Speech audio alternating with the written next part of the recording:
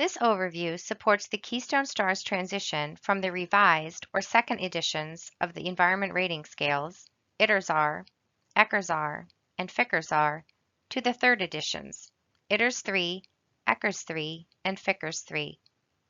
Like the first and second editions, the third editions of the Environment Rating Scales cover a broad range of development, including language, cognitive, social-emotional, and physical development, as well as children's health and safety. Based on current research, the third editions focus more on children engaging in activities and interactions that support the development of cognitive, language, social, and emotional skills. The assessment process emphasizes how children interact with toys and materials and how the early educator supports and extends learning through a responsive and individualized relationship. Unobserved elements of the program are not considered when using the ITERS-3, ECHRS-3, or FICRS-3. The third editions adjust the approach to assessment so that scoring is based only on what is observed during the 3-hour time sample. There is no post-observation interview. An observation with a third edition of the Environment Rating Scales can help you find those moments of effectiveness where you are already making decisions that support great things for the children in your program. This process can encourage reflection and decision-making to further enhance the children's experience in the classroom. The internal assessment process for CQI planning gives programs and support specialists opportunities to deeply investigate what goes into creating and maintaining an optimal experience for the children.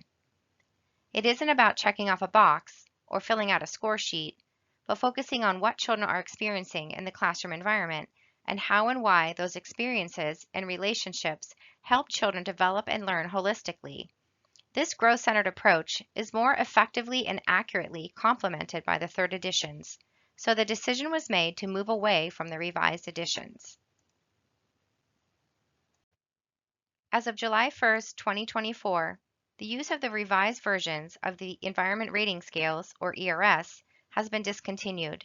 Programs currently using the revised versions will need to transition to the third editions for their internal assessment plan. Programs should work with their program quality assessor, quality coach, and/or pre-K count specialist for support and resources.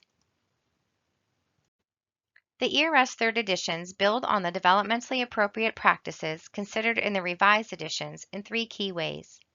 The ITERS-3, ECHRS-3, and FICRS-3 emphasize the role of the teacher in creating an environment conducive to developmental gains for children, are designed to predict child outcomes more accurately and with greater precision, and provide a stronger method of distinguishing between good and truly excellent programs.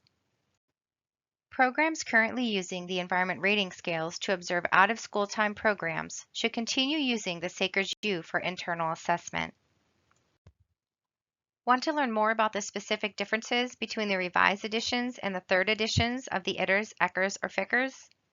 The Environment Rating Scale Institute, or ERSI, is the ERS author-certified training organization for the Environment Rating Scales.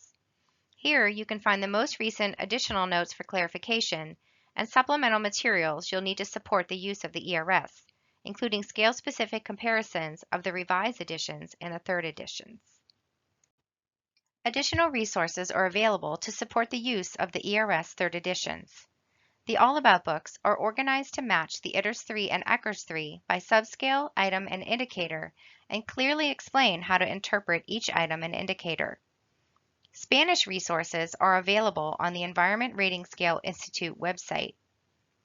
The Let's Talk Quality blog is a resource for early care and education topics and trends. It includes articles about the Environment Rating Scales, developmentally appropriate practice, and child development. The Environment Rating Scales third editions encourage programs to think beyond the scores and honestly reflect on program practices to make choices that support children's development.